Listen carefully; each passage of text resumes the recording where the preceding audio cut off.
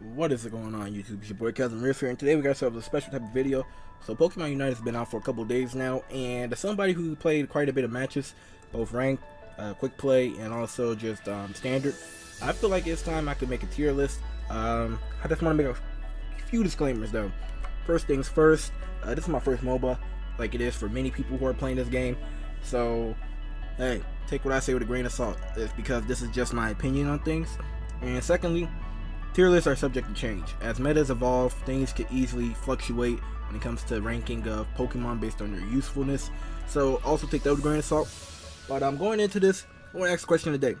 For anybody who has played this so far, I want to know what is that one Pokemon you think is just the worst? Like every time you see this Pokemon, you can't help but think like, oh, we have a numbers advantage.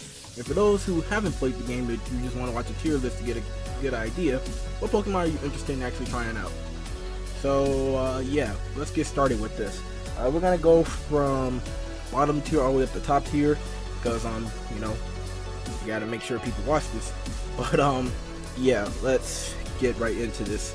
So right off the bat, I gotta put Talonflame here. Now going into this, I do this based on my own personal experience playing with the Pokemon and what I've seen other people do, whether it be my teammates or people I played against. And unfortunately, I have not seen a competent Talonflame. Now, I've seen people who played objective and did some good things with Talonflame, but I haven't seen one that just did its job the best as possibly can. So yeah, I got Talonflame here. Right above Talonflame, though, I do have Absol. Now, the reason I have Absol here is I hear some people talk about how good Absol is and how his crits are really great. But for me, I'm like, that's kind of gimmicky. You know, if we got to play off of the crit game, we're kind of rolling dice at that point. And I prefer consistency and substance over, hey, this one thing happens, we roll. And besides, I just haven't seen a good Absol as well, but I do think he's better than Talonflame. Now, for C tier, so all this is going to be kind of in order. So C tier, let's see. I guess I'll start off with, no. I was about to get flamed in the comments for that one. So D tier, I'm putting Wigglytuff here. I know his double slap is pretty good. I know it has some decent tools, but I haven't seen too many people play it. I want to give it the benefit of the doubt, but it's really just not all the way there. I do think it has potential. I think it's probably good at stopping things, but not the greatest of Pokemon. Right next to Wigglytuff is Charizard. I think Charizard's best quality is when it pops his Unite move, it could just dodge other ones, which is really stupid. But at the same time, like, Charizard doesn't really do too much. Like, it has a flamethrower, it could push you back, it could obstruct what you want to do. But I think if you leave Charizard alone, it's not that great. Okay. Yeah, we can move up to B tier. So, yeah. So the best Pokemon in B tier, probably in my opinion, has to be Eldegoss. I think Eldegoss just across the board is just a great support. You can't go wrong with Eldegoss. It's really strong. It does its job well, and I have no complaints. Oh yeah, my apologies, I forgot. Machamp C tier. Machamp is only good with Seismic Toss. That's about it. It's pretty fast. It could be annoying, but do you really want a Machamp to fight off in a 1v1 against, let's say, I'm just gonna pick something random off the list. Let's say Crustle. Or even hell, Cinderace. Do you think you want Machamp to fight any of those two? I do think it's slightly better as an all-arounder than Charizard, but I don't know, I think Machamp is missing a couple tools. But back to what I said, Eldegoss B tier. Cramorant B tier. I've seen a lot of good Cramorants. I've seen it be pretty, it's just a wild card. Like, it's really good across the board at what it does, and it's something that you kind of sleep on when you see it at first. Okay. Who else is B tier in my eyes? Mr. Mime, B tier. His barriers are really good. It's really annoying. But yeah, that's kind of all I gotta say about that. Alone in Ninetales, B tier. Like, across the board, it's really good. When you pair it up with, who do I want to say? Like, you pair it up with a Slowbro, Alone in Ninetales is really great. I'm not gonna cap. It's really strong when it's next to a Slowbro. When it's next to a Snorlax, words are hard. It's also pretty decent. But I think Slowbro, with the ability to, you know, telekinesis Pokemon and also put him to sleep with Yawn next to Ninetales is great. See, Cinderace, middle of the pack. I think Cinderace, you can't go wrong with it. Its downside is that it's a Score Bunnies where it starts out and then reboot. And then Cinderace, I think Cinderace is really strong. I think it's really good. It has a great Unite move. What holds it back is it takes a while before it actually gets going. You know, and I think that's where it kind of falters at. Because in many good scenarios, it's good in 1v1s, but if there's like a giant scramble, it's not that good unless you pop his Unite move, in my opinion. Okay. So, A tier. This is where it's going to get a little bit controversial. I mean, hell, I think this is already controversial what I got down here. So, right off the bat, we'll put Slowbro. We'll just go across the... Slowbro is really good. My opinions on it has been improving over time. But I never thought it was like a bad Pokemon. Really good.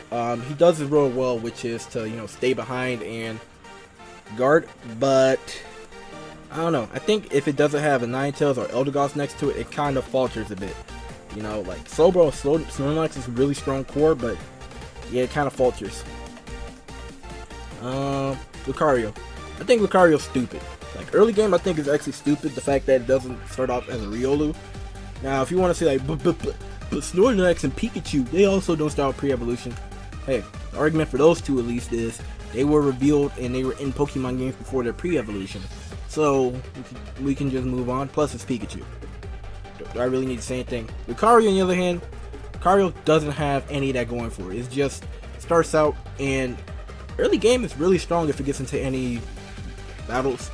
I think it's like one of those Pokemon where, hey, if you're running it up top, gets some easy KOs if the opponent aren't smart enough to, you know, fall back and just jungle. And if there's a Rotom up top, it could easily get the party started there. But yeah, I think it's kind of mid once everybody starts to evolve. But that early game presence is just really good, and we can't underestimate that. Garchomp, it's a late game sweeper. It's really strong in the late game. It takes some time to get boosted up, but by the time he's boosted, yeah, the game is pretty much going to swing in your favor. If you need Garchomp to come out, you know, take out Zapdos. If there is another Rotom out there, it could knock that out. So yeah, Garchomp, really solid. I doubt anyone really disagrees with me there. Crustle, I'm a Crustle main, right? And I'm going to say this right now. I think Crustle is really great for the type of defensive style it has. It's one of those Pokemon that can take hits, but he also has Shell Smash, which means that his speed increases, and he can actually retreat with it. Now, Shell Smash is great. It can get you out of a pickle if you pair it up with the right item. Like, you know, I run Potion at times. If you pair it up like an Inject button potentially and things like that, I think Crustle is really, really powerful in the regards of just playing a great defender. Where it falters at, though, in my opinion, is that it kind of needs a strong partner Pokemon to keep things going.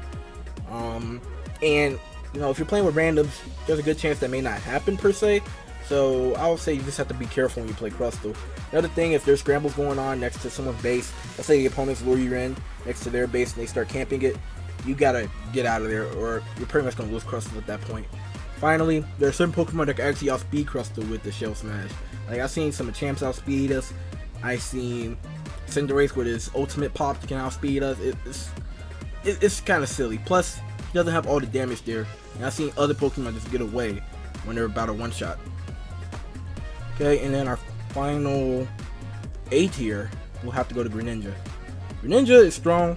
He starts out a little slow, but he picks up really well.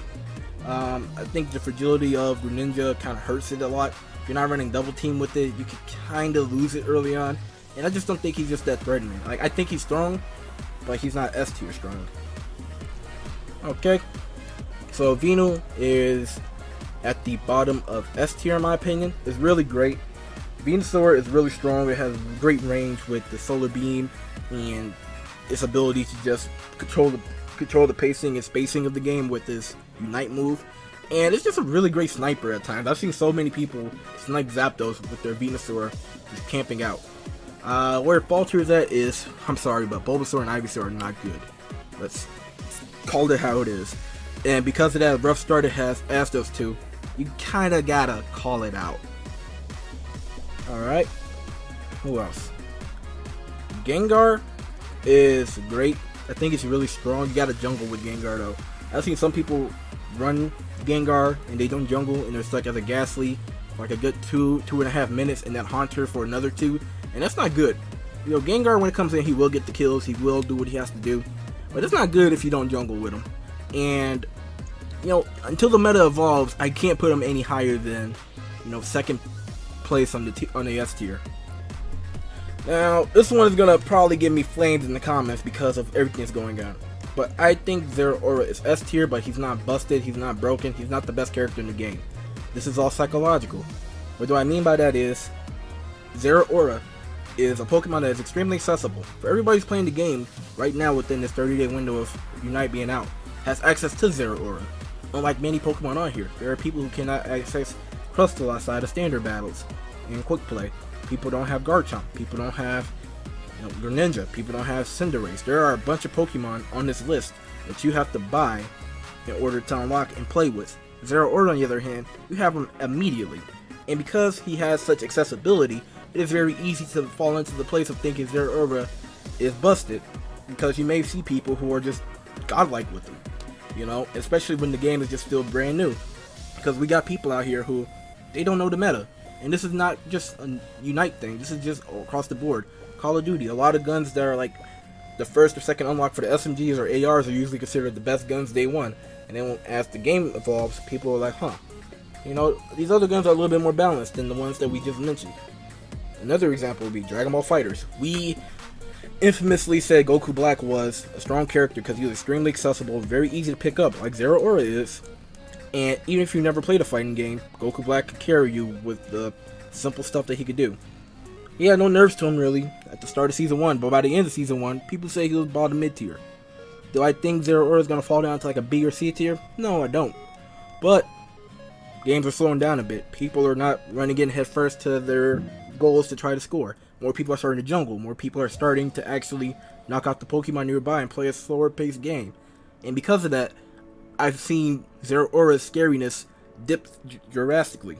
Back when everybody just ran into it, it was getting fed easily. That's not happening as much, and I think that's why I gotta put Zeraora at the middle of S tier. Pikachu, slightly higher. So a lot of people actually don't know this, but Pikachu has the highest attack stat in the game. It makes no sense, but a lot of people don't know that. And I think Pikachu would make some slightly edge out over Zeraora in my opinion. Is the fact that Pikachu could pair up with everybody relatively well. Zeraora, there are certain Pokemon that you don't really want next to it. Like, do you really want Mr. Mime to put a barrier up next to Zeraora? Can Zeraora really pair well with Charizard? Like, those are things to think of. Wigglytuff, maybe.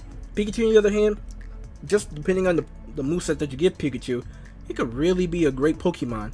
You know, he may not score all the KOs as an attacker or DPS, but, and this is the big one, but Pikachu can actually pair up well with a great defender. Pikachu's gonna do his thing. Next to, you know, a Pokemon like Eldegoss, Pikachu can get supported and fed.